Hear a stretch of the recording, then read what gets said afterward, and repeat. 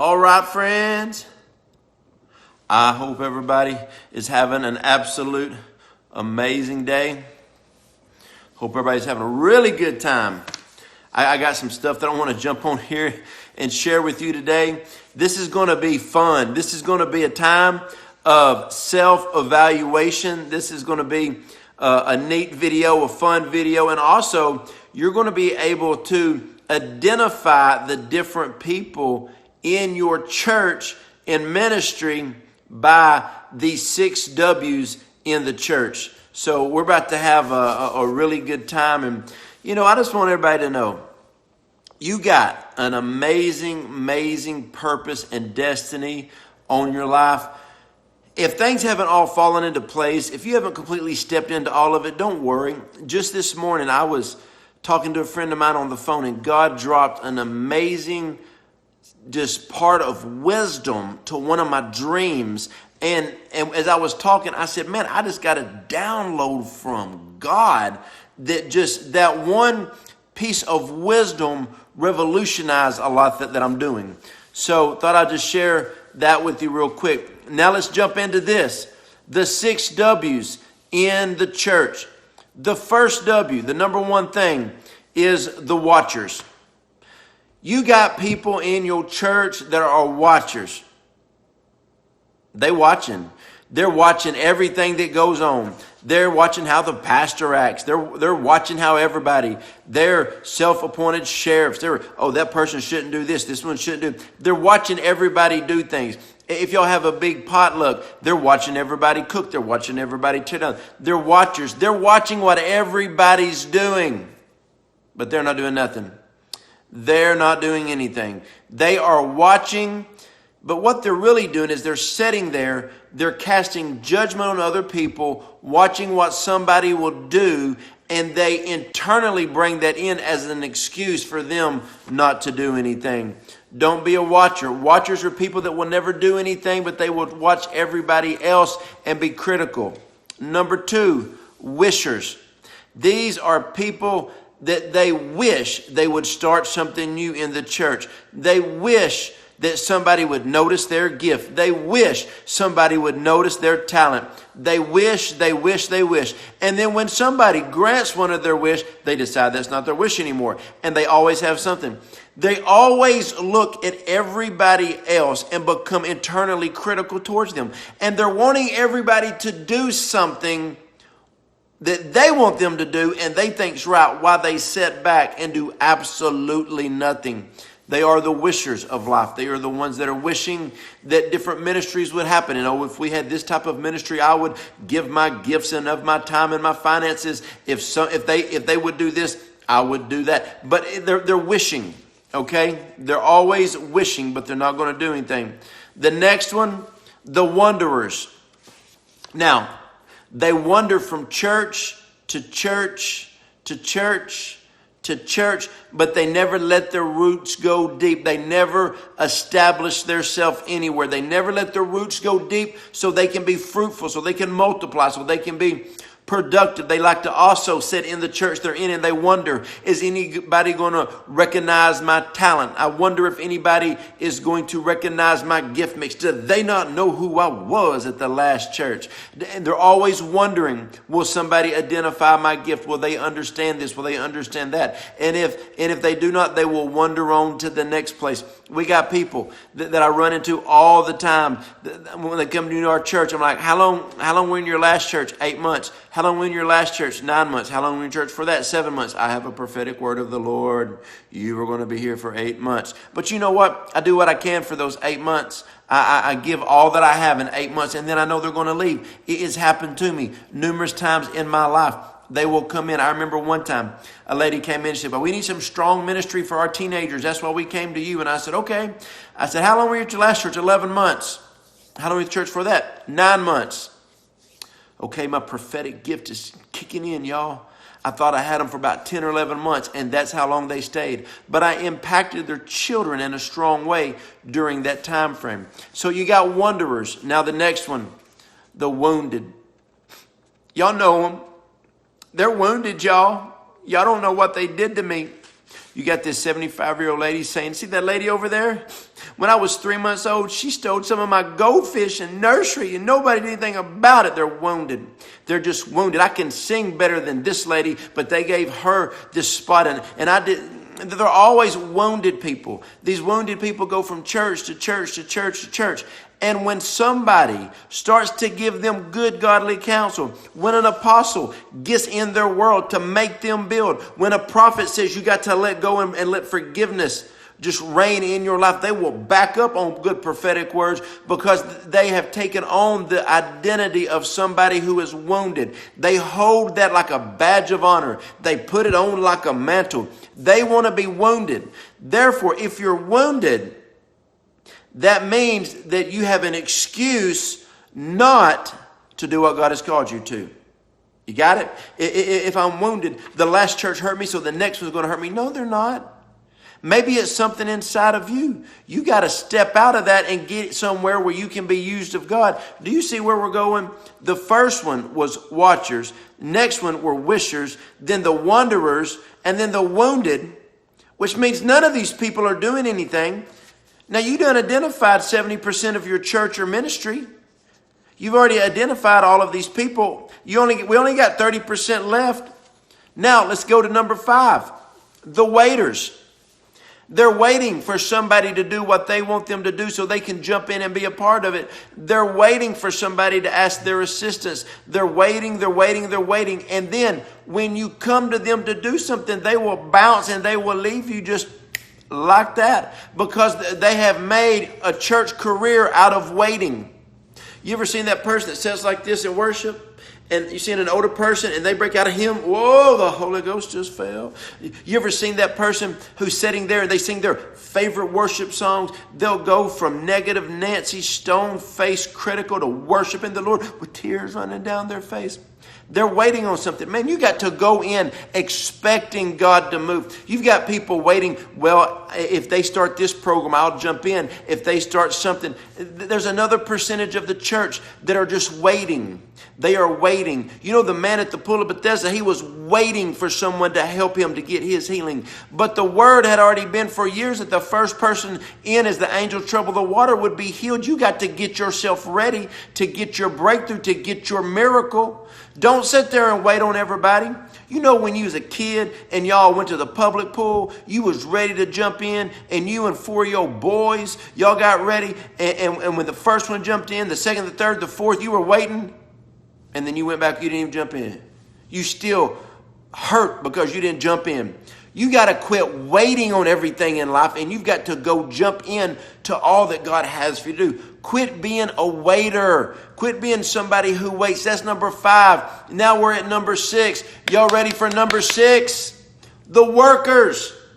The workers is the 6th W in the church. They are the workers. They are the ones that are getting in there doing the work of the ministry, bringing the gospel to the people, seeing signs, wonders, and miracles, salvation. They're going to the homeless communities. They're going to the pregnancy crisis centers. They're going to the nursing homes. They're hosting events. The workers or the administrators. Administration is a spiritual gift. The gifts of help is a spiritual gift. I tell people all the time, if you've got the gift of administration or helps, I love you. You're the one that makes it work. A lot of people think, honestly, the apostle, the pastor, the evangelist, the teacher, the prophetic people, they're the ones that make it work. Let me tell you something. They might give some oversight and direction. It is the gifts of administration and helps that make things work. So those gifts are powerful. But whatever gift God has given you, whatever grace God has given you, you must be a worker in the church. You got to be a worker in the ministry. You got to go get your hands dirty. You got to get in there. Don't you dare sit back and be a watcher watching everybody else do something. Don't sit back and be a wisher, wishing this and wishing that. You're going to wish your life away.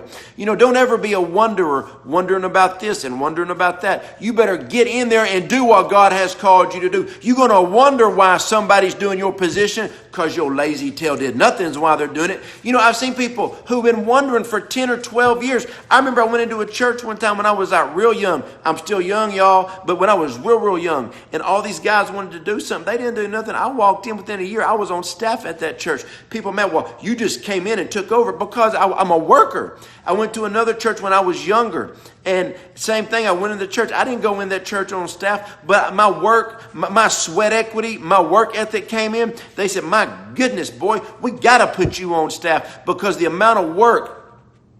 I'm like, woo.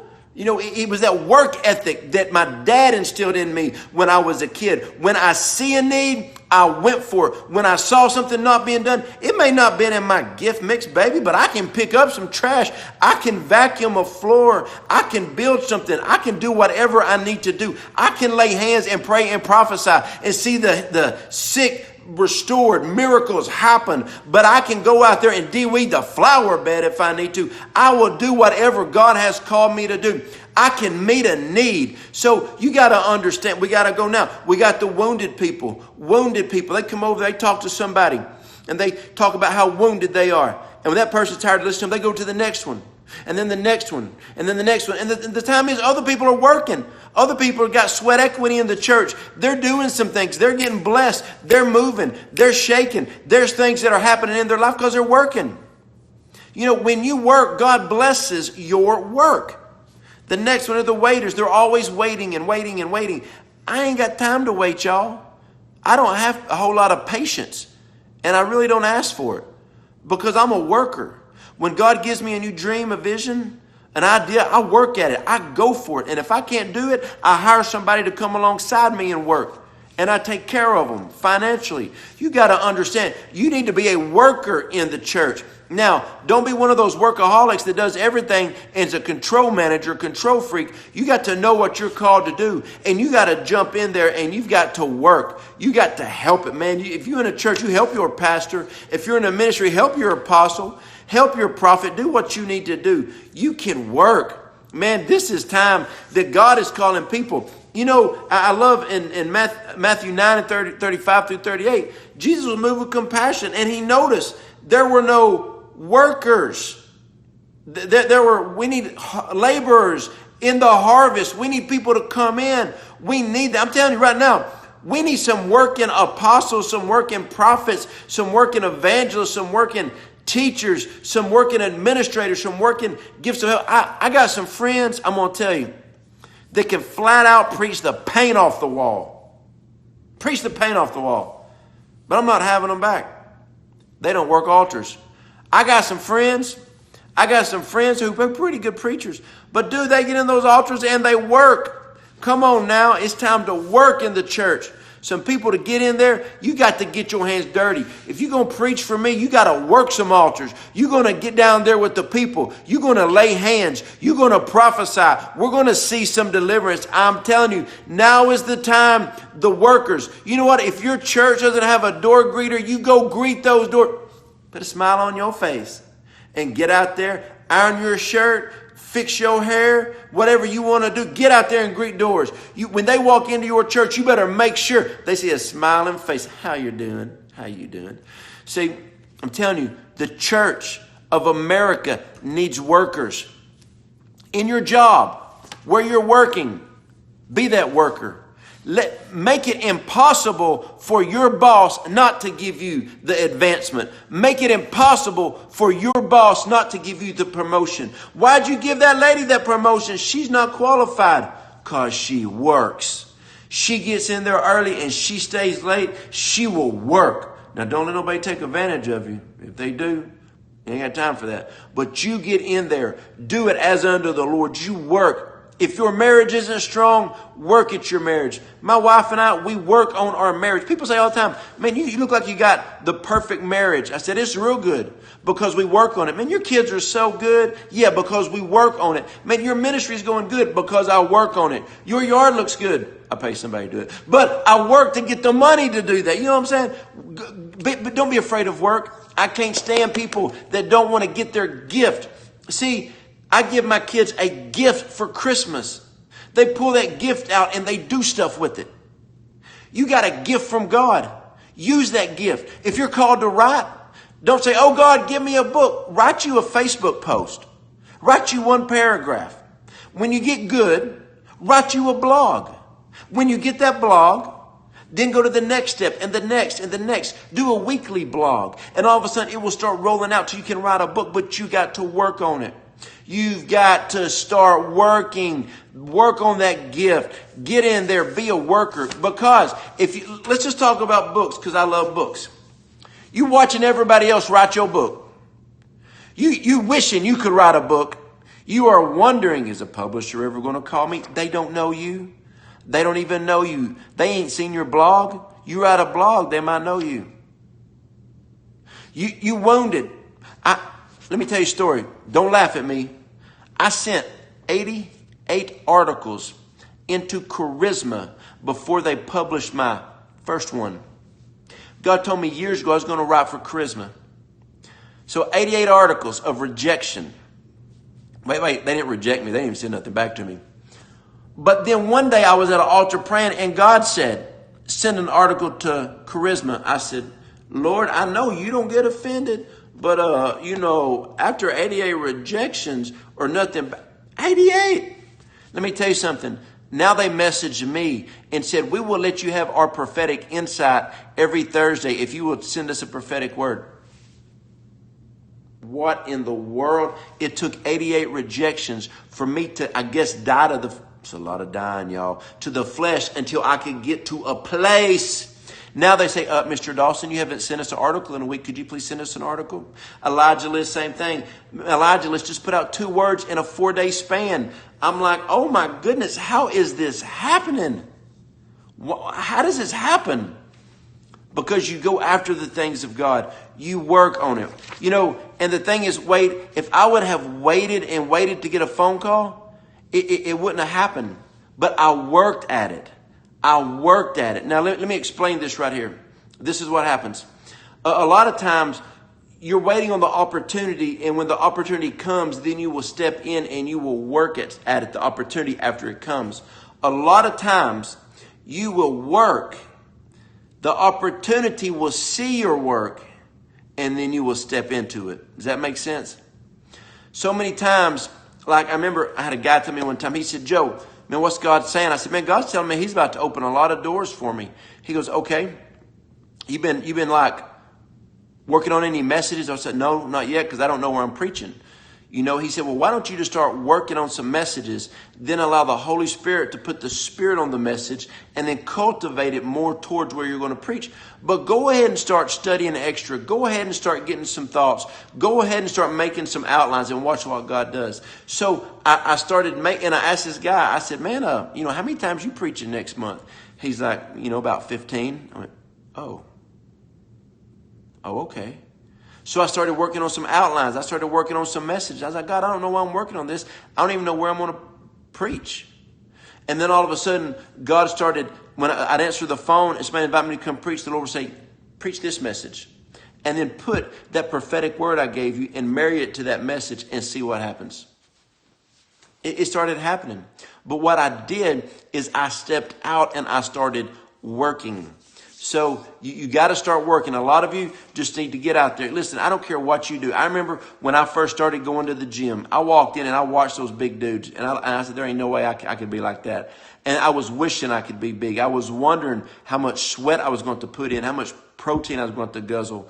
And then there's no way I can do this. And then I was waiting around. But then one day I went back. One day I went back to the gym, and for years and years and years, I started working out. And then everything I wanted to do physically, I hit those marks. But it took work. I'm telling you, my friends, please work. If God has given you a dream, work at that dream. If God has given you an adventure in life, work at that.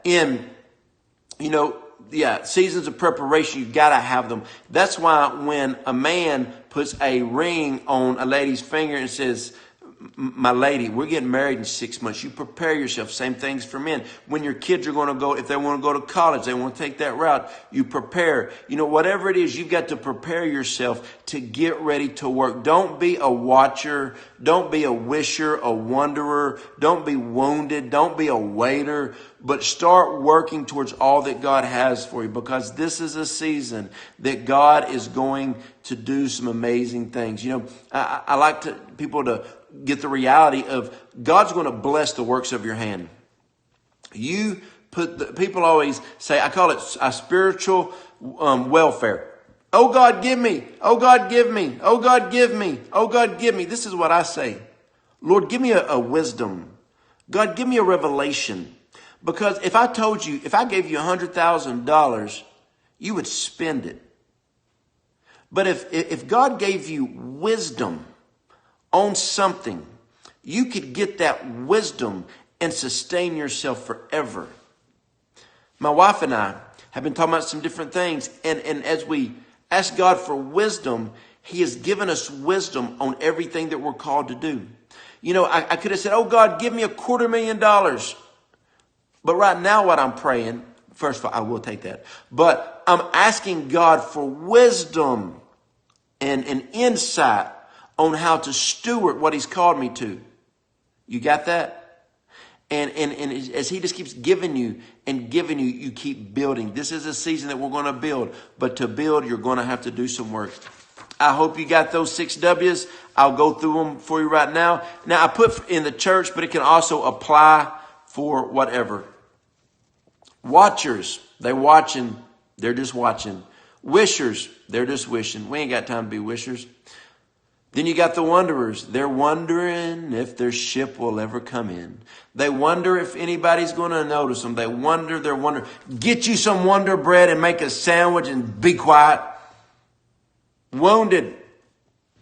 I don't mean this harsh, but you've ever been around all these offended people? They're offended at everything, and everybody. Offended people do not bear fruit. They don't bear no fruit. I'm going to bear some fruit. I'm not going to be offended. And the waiters, they're waiting and waiting and waiting and waiting and waiting. Man, they're just going to wait. I remember I joined a church. I was there for 10 years. There were waiters when I got there. Those same people were waiting. I joined another church. I was there for 5 years. When I got there, the people were waiting. When I left, people were waiting. Man. And the last one is workers. Be a worker. Now listen, let me explain this.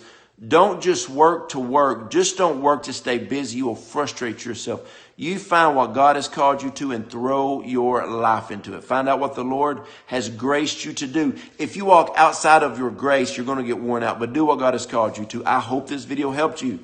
If it did, and does you want more information about what my wife and I do, go to jojodawson.net. You can find out blogs, videos. If you want to sow, become one of our partners. Thank you. We love our partners. Love our partners.